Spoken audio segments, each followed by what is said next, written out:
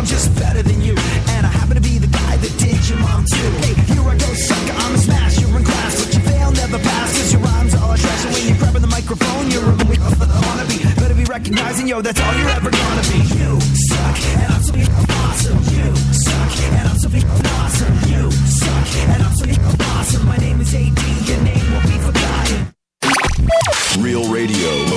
Real Radio. 104.1. Where the left and right come together for fundamental truths. AD on the radio. When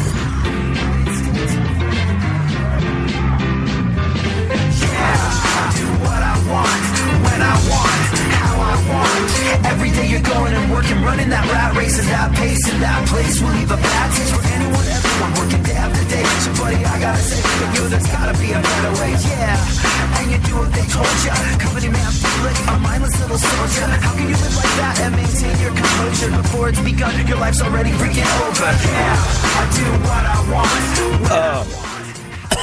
Excuse me.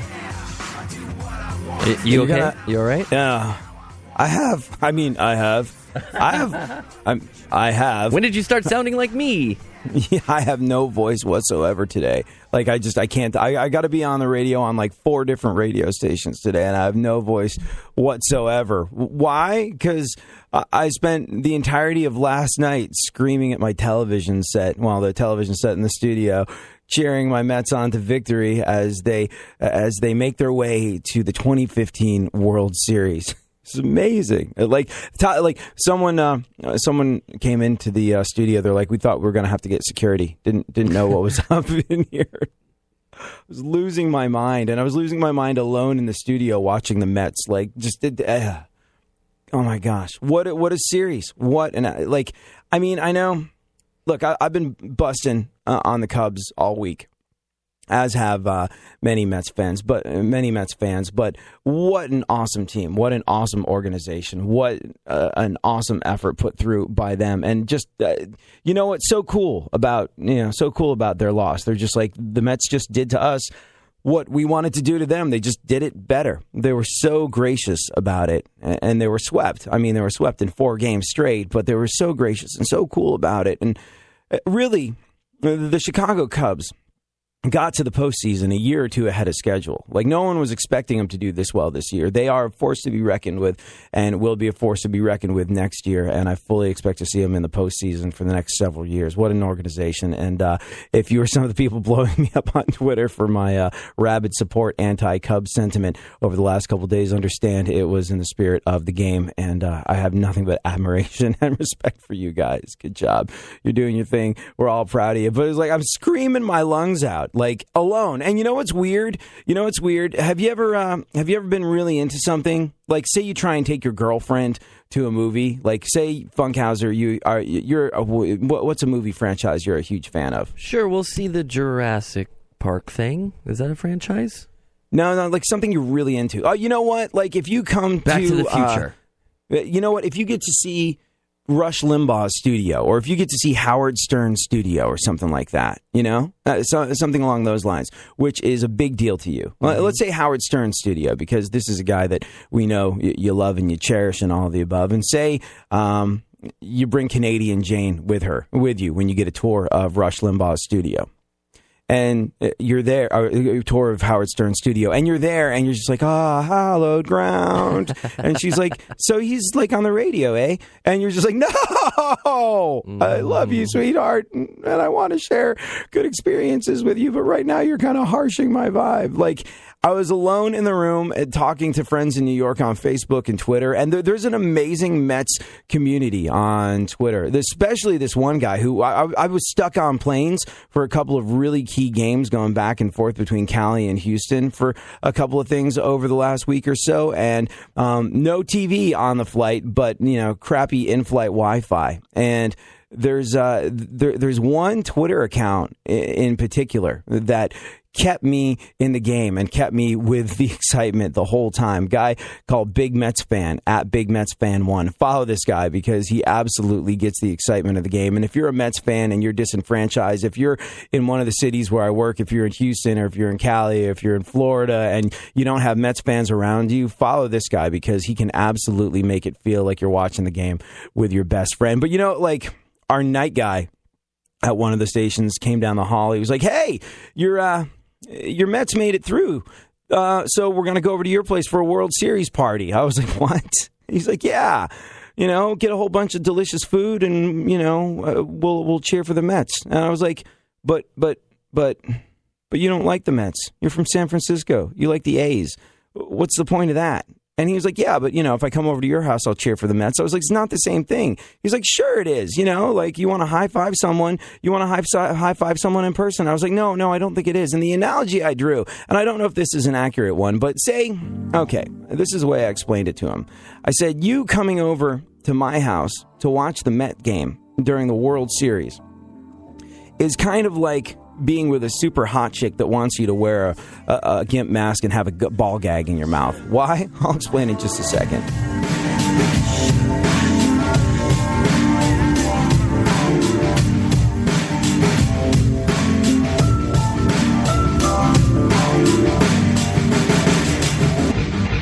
iHeartRadio puts the spotlight on James Taylor. In 1972, Taylor scored another gold album with One Man Dog, followed up in 73 with Walking Man.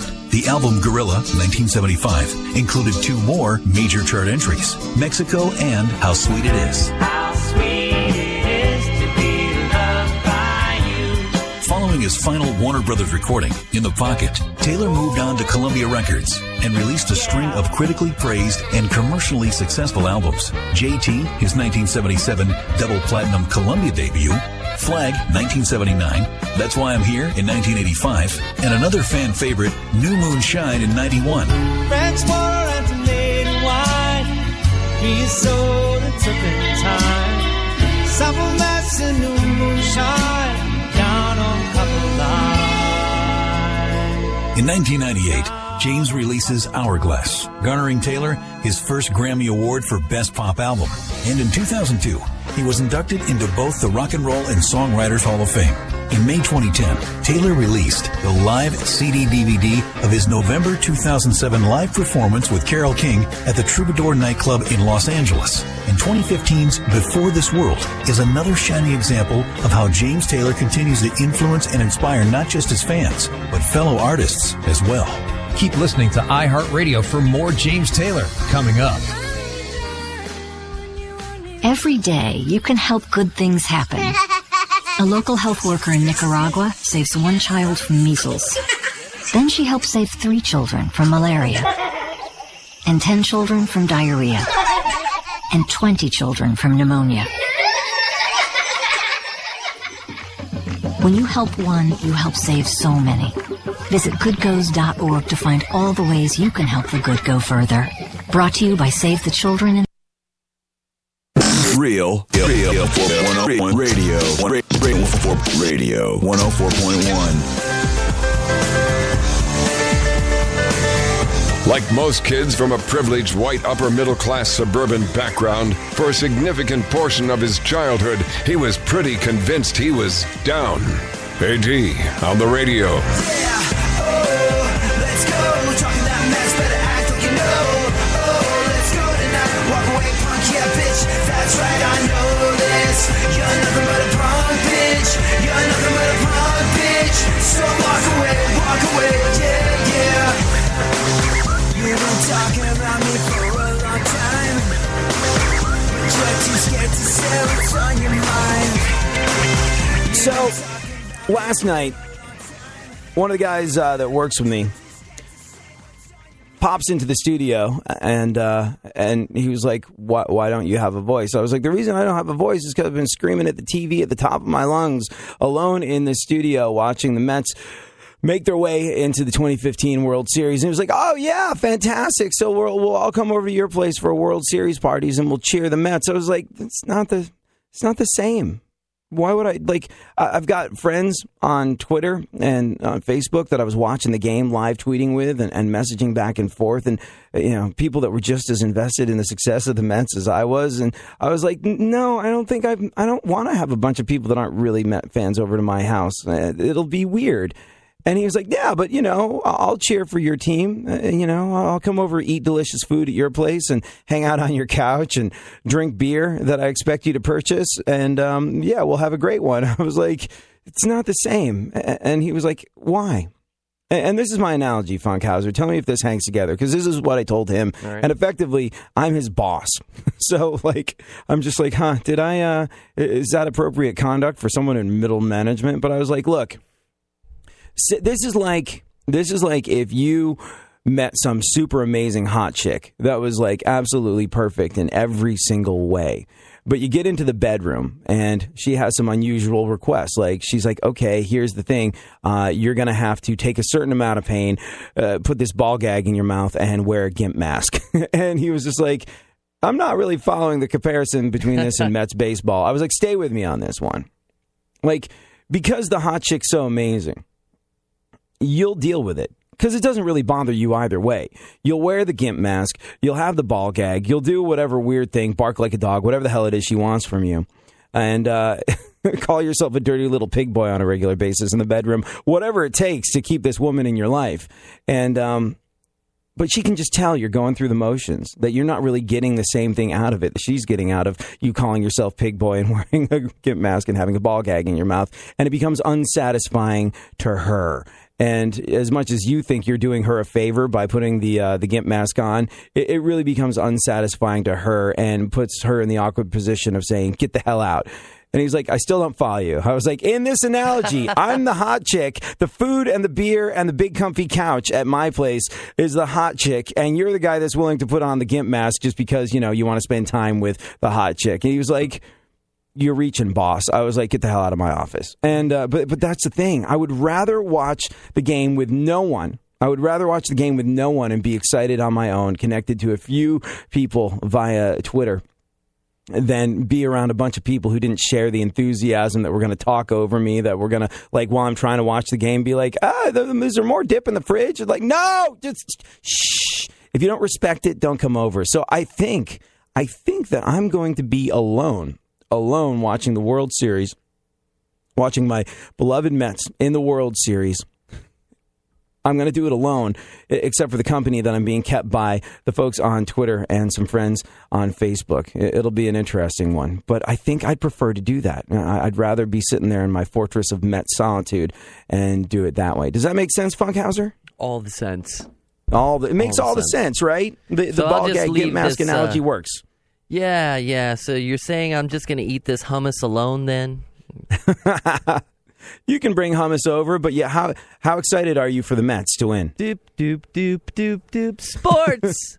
Go! What team are they playing? The Arizona something backs? We're waiting to find out. Oh, I don't like to speculate. I'm not speculating. I have a certain amount of superstition going on. Yesterday, I went on eBay and I put all this Mets gear in my cart, and I waited until they won to press the purchase button. I was like, if they win, I'm buying it. If not, I got to hold off until they win the series. It makes no sense. But I can't talk about who they might potentially play because of superstition and stuff. Anyways, on with the show. We will discuss the Halloween skank advantage today. If you are picking out Halloween costumes and you are looking for love, apparently dressing like a dirty girl might wind up putting you in a deep and meaningful relationship this Halloween. How? Why? We'll get into it. Also, Shane Irish Guy is in the house again, classing up the joint, reading the news. Say hello, Shane Irish Guy. Hello, Shane Irish Guy.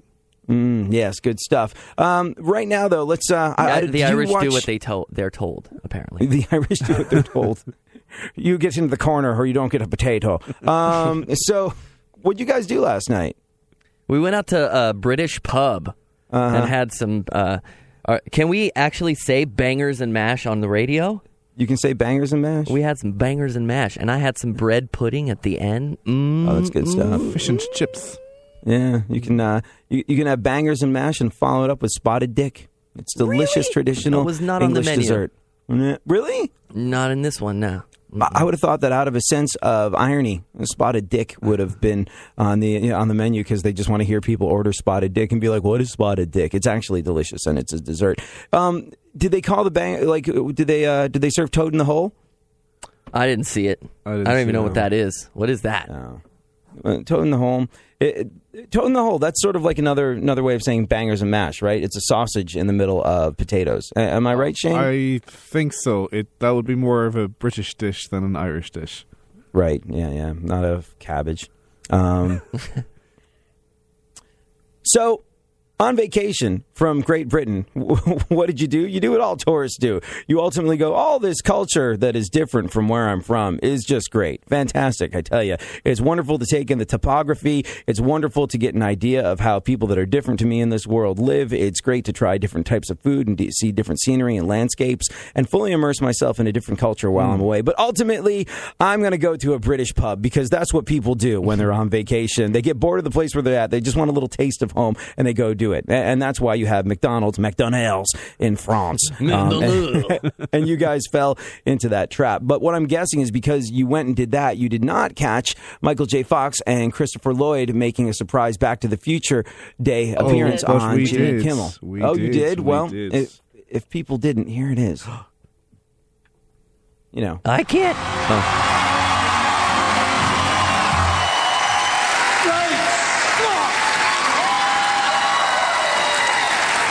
Doc, where are we? According to my calculations, this is the year 2015, Marty. The future. Whoa, 2015? That's heavy. All these people just got here in their flying cars. No, you know what? We never figured out flying cars, actually. We never did figure that out. Who are you? I'm sorry, my name is Jimmy Kimmel. You time traveled into the middle of my talk show. So. You have a talk show? Yeah. What happened to Johnny Carson? Johnny Carson passed away. I did not know that. Yeah, he did. I'm sorry you had to find out on TV. It's not, I mean, it's, yeah. TV, are people watching us on TV right now? Yeah, people are. Let me just clarify. People are watching us on TV right now, although honestly, most people will probably watch us on their phones on the toilet tomorrow. Unbelievably well played. It like, was so amazing. cool. So many people in that position where they've done iconic television or made iconic movies have this thing where they're like, man, you know, I don't want to do it. You know, why go backwards? I want to go forward in my career. Why would I do something that, you know, like Rick Moranis won't be in the next Ghostbusters movie? And look, I understand he withdrew from show business altogether after his wife died of cancer. And it's just, you know, but he was like, why would I do it? And my answer to that is, because people love you and they want to see you do that. You're in the business of entertainment, and when you're in entertainment, you know what it's your job to do? Do things that people like and find interesting and make them happy. And that's exactly what the guys, and, you know, not knocking Rick Moranis for not being on board with the Ghostbusters sequel. Like, I get it. I understand it. And that's his choice. And, but like, I got to take my hat off to Michael J. Fox and Christopher Lloyd for doing what it took to make people happy. It was truly, truly, truly a magical moment. Wouldn't you guys agree? Absolutely. Oh, yeah. It was emotional and everything. Good times. Yes. Good stuff. All right, then. Shall we get on with the news before we discuss, you know, because we tackled the big issues on this show today. We'll discuss why wearing a skanky Halloween costume can help you find true love later on in the show. The Halloween Skank Advantage is what we're calling it. But right now, though, let's get into the events of today in our segment, My Witness News. In no way, shape, or form fair. Certainly not balanced. Guest reading the news, one of the premier broadcasters of Ireland, from Ocean FM, after having dropped an F-bomb on the air, he found himself suddenly available, so we snapped him up while he was on vacation to class up the joint by reading the news. You can follow him on Twitter at Shane Irish Guy. Shane, what is going on in the world today, and how are you, by the way? I'm very well, thank you. This is my last day in the United States. I fly home tonight. So leaving on a jet plane. Leaving on a jet plane. And, London and then Don't Dublin. know quite when I will return. I'll be back. I'll be back. That's hold on a second. That's a terrible. All right, Shane. Sorry. That's a sorry, you've been hanging around Jane the Canadian too much. That's a terrible Irish accent. Shane Irish guy, do your best American accent. He just did his best Shane Irish guy. Do your best Funkhauser. Well, thanks, y'all. Oh, it's terrible as well. I never understood that. Thanks 1,000th percentile for that. Yeah. Tanks. Yeah. When I lived in England, I never understood. I'm from New York, and kids would make fun of my American accent when I lived there, and they're like, "Hey, howdy, y'all. How's it going? I'm from America. What a wicked party." And I was just like, "You idiot. That's one state. You booger-eating English moron." And then I got my ass kicked. But it's weird. I don't know We had why. lunch yesterday and some girl came up. She's like, "Welcome to the counter. Here are the specials. My name's Nancy. Nice to meet you. If you need any." Like right when she said her name, the Southern accent came out. It was very funny. Well, you know why that is? Because Southern people are accommodating. So when they're going into the customer service business of introducing who they are and if you need anything and if they can look after your needs, that Southern hospitality kicks in. We're like, "My name's Nancy, and should you require anything, I'll be over right here, and it'll be my pleasure to serve you." Anywho. Shane Irish guy, you're just as terrible at an American accent as Funkhauser is at an Irish one, so I think we'll call this one a draw and get on with the news. What is going on in the world? The female Viagra is officially on sale, apparently. Yeah, the female Viagra is officially on sale. I think it's called flibanserin. That's the name of it. Wow, and we are living. That's a mouthful. Is it? I don't know. I haven't done my research yet. That's what she said. The female Viagra, flibanserin, is officially on sale. The FDA didn't approve it like a bunch of times. It's been in the works for a long, long time. Long time. And it's now finally available. It's a momentous and life-changing thing that you can now walk into a pharmacy and purchase this new wonder drug that is female Viagra, which is supposed to have, it's supposed to cause all the rushes of blood to all the right places that make them ready to get super happy in a horizontal adult expression of love sort of way. Bound chicka, wow, wow. There are some side effects, though, you should be aware if you're a female looking to spice things up, looking to put the gusto back in your relationship, and you're considering female Viagra. There are some side effects. Side effects of the female Viagra include dizziness, headaches, and happy husbands. So there you go. So there you have it. The female Viagra officially on sale. Or, as Bill Cosby describes it, a wonderful time to be alive. Go on. The next story, huge. Donald Trump's grandfather started the family fortune with a Canadian brothel. What's that about? What's that about? Well, I don't know if... I'm going to dance on you, sorry. Hey? Have you talked to Canadian Jane about this? Not recently, no. But I will. I have something to talk about over lunch today. Yeah. Donald Trump sort of built up his fan base with the CNN GOP debate and the New Hampshire town hall meeting where he did not correct claims that Obama is a foreign Muslim. He said he's not morally obligated to defend Obama. And he said it's the first time he upset people by not saying something. But the news story coming down the pike suggests that Trump might need to defend himself against accusations that his grandfather was essentially a whoremonger during the Klondike Gold Rush. You know you better be coming with something that's real to get ahead of me. This is USA Headline News. I'm Melody Burkett. Former Secretary of State Hillary Clinton is facing questions on Capitol Hill about the 2012 attack on a consulate in Benghazi, Libya that killed 4 Americans. I'm here to honor the service of those 4 men, the courage of the Diplomatic Security Agency and the CIA officers who risked their lives that night. Testifying before a House Select Committee, Clinton says the deaths were deeply painful for the entire American diplomatic community. Clinton noted that she knew and admired Ambassador Stevens and personally asked him to go to Libya. Clinton said diplomats must operate in many places where U.S. soldiers are not located. She stressed that Ambassador Stevens was an experienced diplomat who clearly understood the risks. Committee Chairman Trey Gowdy opened the hearing. Gowdy says the panel wants to know why requests for additional security at the compound were ignored. For the USA Headline News, I'm Melody Burkett. Turn down that radio! If you finally decided to address your hearing loss, the MD Hearing Aid Air is a medical-grade hearing aid that costs up to 90% less than traditional hearing aids. Designed by a Chicago doctor, the MD Hearing Aid Air has a sleek, nearly invisible profile.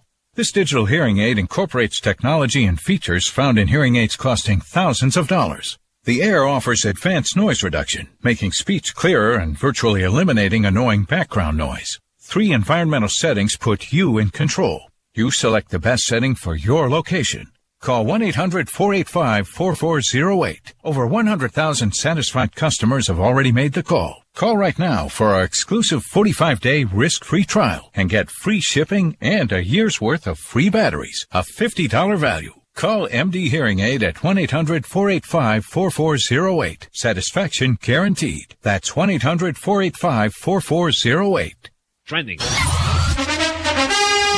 In postseason baseball, Game 4 National League Championship Series, and the Mets beat the Cubs in Chicago 8-3 to sweep the series and advance to the World Series for the first time since 2000. Lucas Duda had a big game with a home run and 5 RBI for New York, and Daniel Murphy did it again, a homer in 6 straight postseason games. That's a new Major League record. He was named the NLCS MVP, and afterwards talked about his 6th home run in a row. I didn't get it quite as clean as some of the other ones, but when it gets out of the ballpark, I'm just really surprised. I can't explain it. I can't. It's just ride it. Just going to ride it. Game 5 American League Championship Series, and the Blue Jays stay alive with a 7-1 win over the Royals. Pitcher Marco Estrada went 7 2/3 innings, allowing 1 run on 3 hits. Shortstop Troy Tulowitzki drove in 3 runs for Toronto as they force a Game 6 back in Kansas City on Friday. The Royals still have the 3-2 series lead. In the NBA, the Cavaliers signed power forward Tristan Thompson to a 5-year deal worth $82 million. I'm Eddie Garcia. iHeartRadio puts the spotlight on James Taylor. Born in Boston in 1948, James Taylor began playing the cello as a child. He switched to guitar and started to think about being a musician full-time when he met guitarist Danny Korchmar. They formed a folk band called The Flying Machine. It started out well, but eventually James and Danny were overcome with addiction, and they disbanded, leaving Taylor to move to London in a last-ditch attempt to break the habit. While there, he submitted a demo tape to Peter Asher, a scouting talent for the Beatles' new label, Apple. His first album, entitled simply James Taylor, was not a success, but it did get him noticed. And ain't it just like a friend of mine to hit me from behind? Yes, I'm gone to Carolina in my mind. Taylor released his breakthrough album, Sweet Baby James, in 1970. It went triple platinum and spawned his first top 10 hit, the intensely personal Fire and Rain. The following year saw the release of another million-seller, Mudslide Slim and The Blue Horizon, with the #1 single, You've Got a Friend, written by his longtime friend, Carol Kane. Just call up my name, and you know wherever I am, I'll come running. Oh, yes, I will see you again. Keep listening to iHeartRadio for more James Taylor coming up. Winter, spring, summer, or fall. iHeartRadio goes one-on-one with Mike Rutherford to discuss the transition of Genesis after Peter Gabriel went solo. When you sing those songs, you're back in a certain Genesis, back in a certain setting, because the voices aren't that similar really, but singing those songs, they do sound similar. And I think the transition worked because I think the people, they wanted it to work. Phil was in the band. It wasn't a new person coming in. I think the audience on that first Trick of the Tail tour, they wanted it to be a success. Keep listening to iHeartRadio for more Mike Rutherford and all your favorite artists.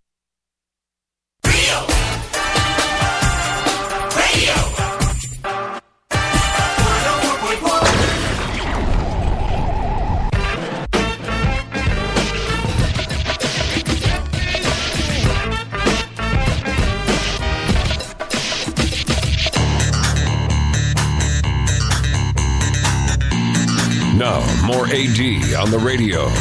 Back once again, the ill behavior, delivering and giving you a musical savior. Back once again, it's your boy AD again. Nobody rock a party better than me.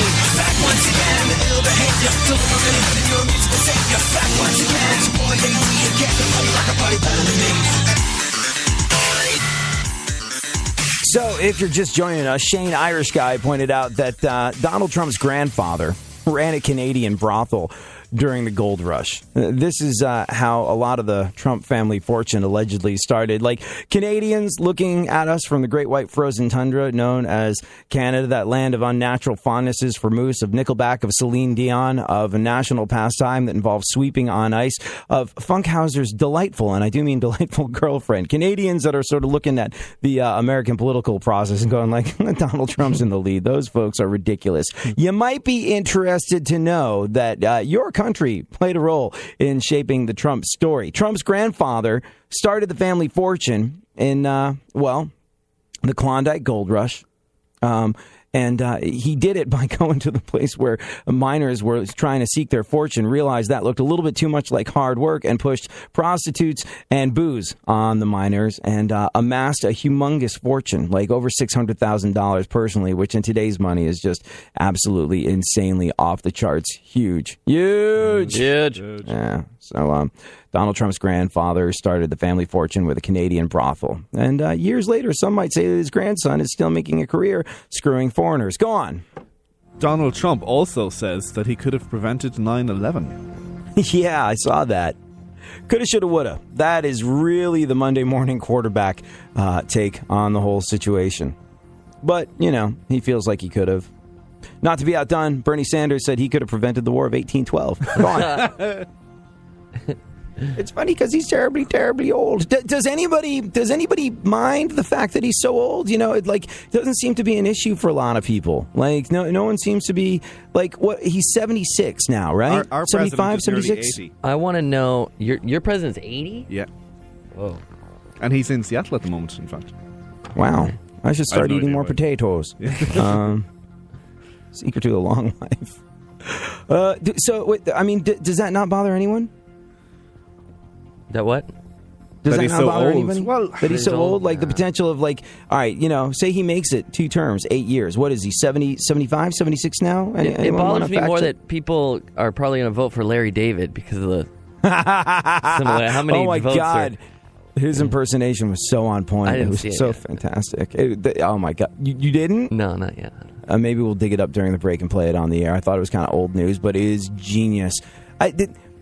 Do you remember that comedian Billy Connolly? I don't know if he ever really was all that. He has such a heavy Scottish accent that I don't know that his comedy ever really translated in America. It's like, Train Spotting needed subtitles, and Billy Connolly needs subtitles as well. Wasn't he on the show over here? He had a Billy sitcom. on the Street. Is that? But no, he was guy? he was on a show. Wasn't he a teacher or something in some show? He had some sort of sitcom. He had a shot at being sort of like an American sitcom star. I don't think it really worked out. And also, he was he's been in a bunch of movies, but just overall, it's like his stand-up comedy thing. I'm sure he comes here and does very, very well, but he's not the household name here that he is in England. Like everybody knows who Billy Connolly is in Great Britain. But Billy Connolly had a bit about Reagan back in the day that I dug up because I'm a huge fan. I was watching old Billy Connolly clips on YouTube. This is why I have no time. I go down these YouTube wormholes. I'm like, oh, wow, fantastic. A Billy Connolly riff on Ronald Reagan from the mid-'80s. Wow, this is worth 30 minutes of my time. This is topical. This is relevant. This will help the ball move down the field. But he had this bit about how Ronald Reagan, he was sits there with his finger on the button that could fry us all. And he's like, my dad's younger than him, and we don't give him the remote to the telly. And that's kind of how I feel about Bernie Sanders. You're going to be in your mid-'80s if this happens. If you run 2 terms, you're going to be a president in your mid-'80s. How do you feel like your Irish president does at 80 years old, Shane, Irish guy? Everybody loves our Irish president. There was 7... loves him aw. Yeah, no, seriously, they love him aw. Yeah, because he's... He came out the front runner at the very end, at the very last minute of the presidential elections. But our president is elected for 7 years. And so we don't know whether he'll go again, but it was a very much hotly contested presidential race. So what are the term limits in Ireland? Because this is what you have. You have a president of Ireland. Yes. Oh, not a prime minister. We have a prime minister as well. Really? Yeah, two of them, yeah. So the president just signs all the laws into law and kind of is a big ambassador, pretty much. But the prime minister is the guy that actually kind of runs the country as such. Okay, so the prime minister is in charge. The president's a bit of a mouthpiece. Yeah, exactly. Okay, interesting. So, now does the now I'm not making light of Ireland's place, but no, I'm not making light of the significance Ireland has on the global stage, but in terms of a decision that could end the world, could the president of Ireland make one of those? No, it would have to go through the I can't think of the English word. The Oireachtas is the what do they call it? The Congress and the legislature. So it would have to go through there first. He can't he can't push any buttons. It would have to come to him first, and then I mean, he can't unilaterally decide to press some sort of button. And I mean, with regard to military and weapons of mass destruction and all that sort of stuff, what's Ireland like? Are they poised to be able to do something that could? We're neutral, right? Yeah. So we have. You have no opinion one way or the other, do you? we have troops in Libya or somewhere out foreign anyway. But we're neutral. Like I said, not to downplay the significance of Ireland on the world stage at all, but it's just like if you are president of the United States of America, rightly or wrongly, the rest of the world, or at least the way America likes to paint it, the rest of the world looks at you and goes, "You're leader of the free world." Oh, we president won't be leading of these anything. President of these United States of America and leader of the free world. And it's just like if you're an 84-year-old guy and you're in charge of something that could eventually fry us all. Like, what if you have a medication mix-up? I'm not speaking out against Bernie Sanders. I'm not speaking for him. I'm just sort of playing devil's advocate with regard to age. Retirement age is supposed to be 65. I don't know if I want someone 20 years past that with their finger on the button. Give it a shot, you tried your best to suck without enough, so hang it up, just give it up. It's time somebody let you know that you will never be good enough. You will never be. Now, a year in rock spotlight. 1973. In November of 73, Billy Joel's second album yields a minor hit with Piano Man, which goes to number 25. Sing us a song, you're the piano man. Sing us a song tonight. Well, we're all in the mood for a melody, and you got us feeling alright. Ringo Starr continues his solo success with a number 2 album and 3 top 10 hits, including 2 number 1s, Photograph and You're 16. Meanwhile, John Lennon releases his 4th solo album, Mind Games, which goes to number 9 in the U.S.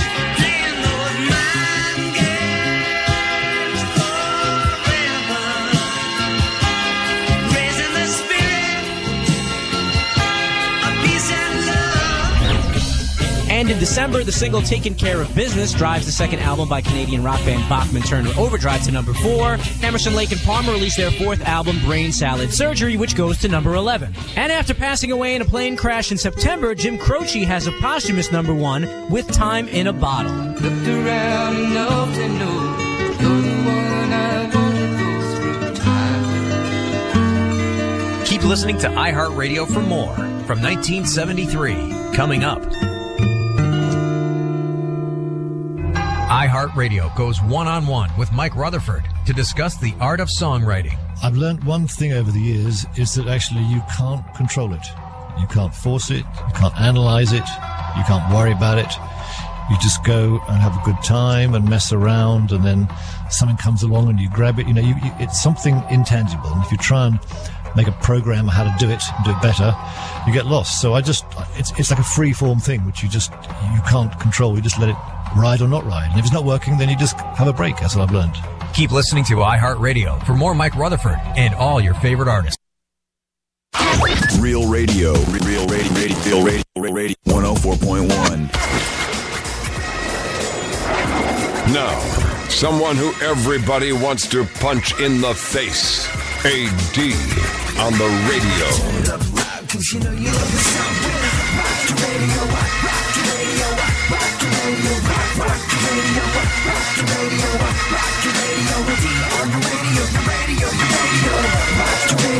So, The Back to the Future cast reunited on the Today Show, and Matt Lauer asked them what line fans say to them the most. Here it is. She was like a DeLorean filled with hormones, this girl. Yeah. What lines do people recite to you all the time when they come up to you if they want to talk about Back to the Future? Is there a line of yours that they always say to you, Christopher? Roads, where we're going, we don't need roads. Amazing. Leah? You're my density. Yeah, you're my density. And McFly, you Irish bug. Yeah. Oh, man. By the way, Leah Thompson, don't know how old she is, but still, I'd go fap to the future with her. Absolutely not even a question asked. Straight in there. Well done. Well played, Hands of Time. You have been extraordinarily kind. Shane, Irish guy. Shane, Yes. you Irish bug. Let's get on with the news. Yahoo Mail have announced that they're getting rid of passwords. Yeah, I saw that. I don't know how they plan to keep your stuff safe anymore. You I just guess people sing have Yahoo to get your mail. Apparently, after realizing that if you're using Yahoo Mail in 2015, you probably don't have any information worth stealing. This is news that affects absolutely nobody under the age of 30. Go on. All the passwords there are 1, 2, 3, 4 anyway. When polled about the country's changing demographics, 18% of Americans replied that they fear white people will soon become a minority. Yep. Bunch of Americans, 18%, are living in fear that white people will become a minority in this country. While the other 82% replied, gay? I don't care. Why would I care? You know, it's not like I'm just like, yes, the white race. But it's just like, have you ever seen those drawings, those artist renderings of what we're all supposed to look like in the future? Heard about it. We're all like one color and. Yeah, we're all going to be like this. We're going to be really easy on the eyes. We're all going to be like 6'2", 6'3", with blue eyes and blonde hair, probably, and we're all going to be mocha colored. We're basically going to look like cast members from an exotic porno movie, and we're going to be fantastic specimens because apparently crossbreeding gets sort of genetically speaking, like mutts. Mutts tend to be a lot healthier in a lot of cases than very specifically purebred dogs, and it's sort of like because a lot of the time when you crossbreed different sort of like branches of a species, you're building a stronger animal, and a lot of people think the same thing about the human race as sort of like the genetic and cultural divides fall. I mean, we're all 99.99% genetically the same underneath everything anyway, but allegedly we're going to become sort of this exceptionally tall, healthy, fit bunch of mocha-colored 6'3" folks that are going to be populating the earth sooner rather than later. And you know what? That sounds pretty good to me. I mean, you know, why the hell not? That's definitely one of my search options. And that's definitely one of my search options when it comes to spend a little me time with the adult portions of the interweb. So why the hell not? I think we should get there quicker. Go on. A British man has cut off his what so he could look more like a parrot. Yeah. See the pictures? His what? Is it A, his hair, B, his ears, or C, his nose? I like this game. What do you think, Funkhauser? Oh, man. I'm going to go with his hair. No. That seems too... He cut off his ears. Yeah. You British people. Crazies. Have you seen the photos? What? Yeah, I did see the photos. Crazy guy. Now, I understand people that want to do the whole body modification thing, that want to sort of like, you know, I have a small piercing in my lip that I got in the 90s when I was a kid, and I can't be bothered to take it out. So until it becomes really awkward, there it stays. But like, just Google British man cut off ears so he could look more like a parrot. You'll see this guy. Have a look at him, Funkhauser. He's got... do I have to? Yeah. British guy. Parrot. Parrot. Keyword parrot ears. Yeah. Parrot ears. Yeah, okay. Ears. Images. Here's me and my friend. Parrot on his head. Yeah, he's got a parrot on his head. Actually, it did the job. You know? He looks more like a parrot now. really, does a parrot have horns coming out of his head? Does a parrot have a giant septum ring? Like, also, like in the Google image search, did you see the picture of his ears after having been cut off? It's just, like, I get it. I get the self-expression thing. I get wanting to be an individual. But at some point, I think it becomes like, oh, for the love of God, look at me. Anyways, this British guy cut off his ears so he could look more like a parrot, which is too bad because now he doesn't get to hear everyone talking about the earless freak with a terrifying parrot obsession as he walks down the street. By the way, ladies, you're not going to believe this, but apparently he's single. Go on. Funny that. New research shows Single. Looking for a girlfriend. Oh, my God. Oh, What'd you say? Funkhauser, I believe you're going to have to Karate Kid yourself on that one.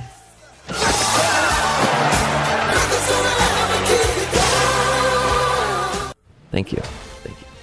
Well done. Go on. New research shows that runners and stoners experience similar highs. Now, what exercise do you guys partake in? I swim. You swim? Mm-hmm. I sleep. You right.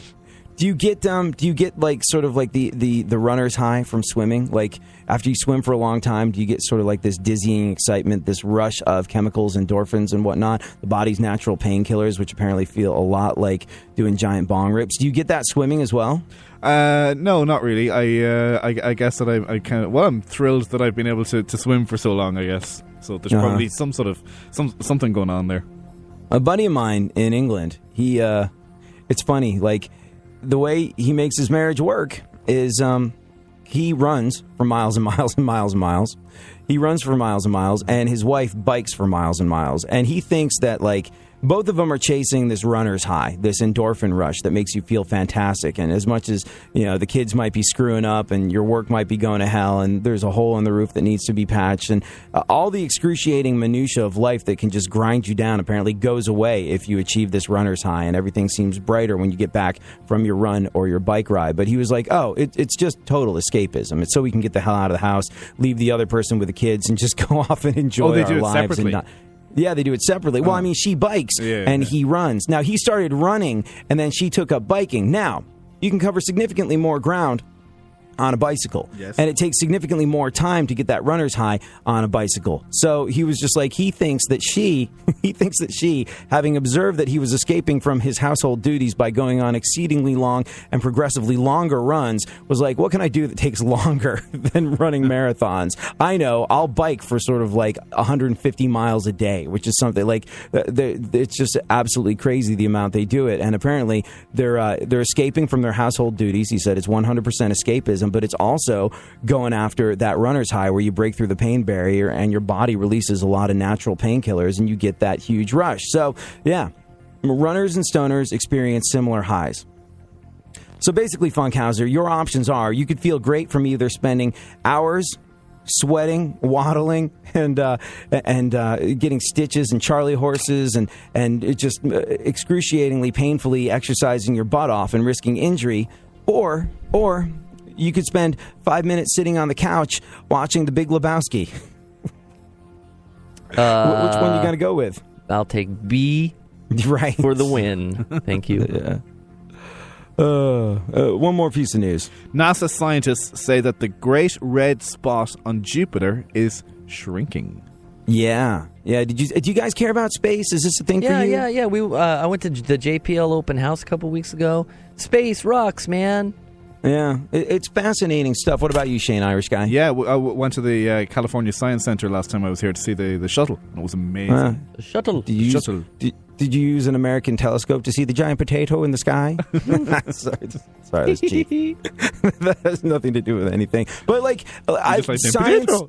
I was a C student at best. Like, I didn't get it. But, like, I went to planetariums a lot as a kid, and whenever I hear a piece of science news, I always get super fascinated. And apparently this one's a big one. Like, the fact that the Great Red Spot on Jupiter is shrinking is allegedly a major, major discovery that could have huge implications on the entire solar system, and they haven't figured out what, and they don't know why it is yet, but they know it's a big deal. Like I said, I'm no scientist, but I can tell you why the Great Red Spot on Jupiter is shrinking. The Great Red Spot on Jupiter is shrinking, well, because Jupiter's really, really cold. Hence the shrinkage. Perhaps I didn't Jupiter apply was that. in the Perhaps Jupiter was in the pool. George Costanza's funny. All right. Let's talk about how wearing a skanky Halloween costume could help you find love. Shane, Irish guy, do you have a costume picked out for Halloween? You gonna celebrate when you go home? I don't as yet, but if I do have a costume, he's gonna go as an American Eagle shopper. I think Michael J. Fox or Marty McFly might be too overdone. Right. If anything, it'd be some sort of superhero or other. Captain America. Right. What about you, AD? You got one? I don't participate. You know, it's funny, and I always have to go to these station events for Halloween. And well, you and I have discussed my boycott of the whole Halloween holiday, and that is when I was a kid, I was forced to move to England where Halloween and trick or treating didn't happen. So I got none of the candy, I got none of the good times. It was still viewed as this pagan, awful ritual that involved druids and stabbing people and virgin blood and stuff like that. So it was a sinister thing. And then, when I was too old to trick or treat, what happened? People started trick or treating and getting all the free candy in England. So I have a deep resentment toward Halloween, and hence I don't dress up. And what's funny is, like, I have a stock answer when I go to these station events, and I'm noticeably not dressed up. I just go in a radio station T-shirt, and I'm hosting it, and that's good enough. And people like, "Where's your costume, man? You're not dressed up. Where's your costume?" And my answer to them is always, "Look closely. You'll see that I'm dressed as the guy that's going to bang your mom tonight." And there ends the conversation. But wearing a skanky Halloween costume could actually help you find love. Stop trying to come up with clever Halloween get-ups. Slap on some lingerie, some bunny ears, and go to town, ladies. New survey finds that your best bet at finding true, actual love this Halloween, not some dirty back alley candy corn experience, is wearing a skank costume.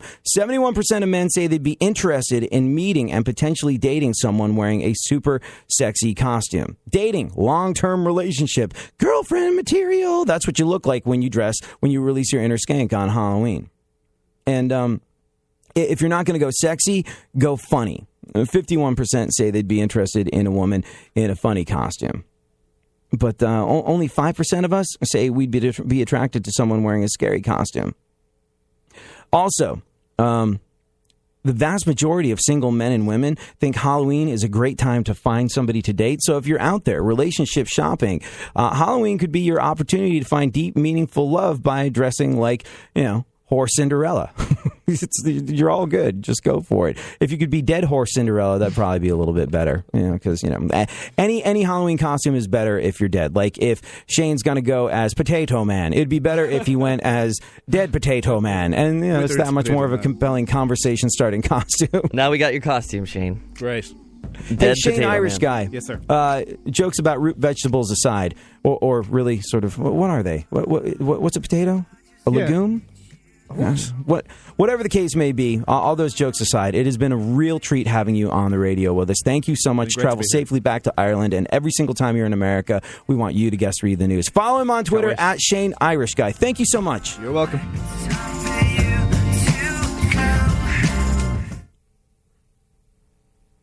I do believe that is the network show. I love it. I love it. Like, hey, it's been so great having you on. You're welcome. Yeah. Yeah, it has. So I don't like to interrupt. He's looking at the clock. That's why. 13:50. All right, now we got to go about 8-9 minutes for the first Orlandi. All right. So pull up those liners. Probably some weekend stuff happening.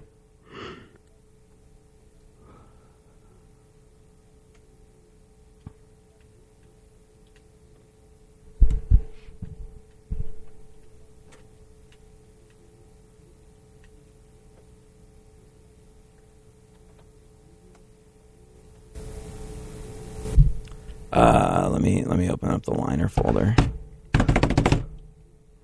My boss is out of town.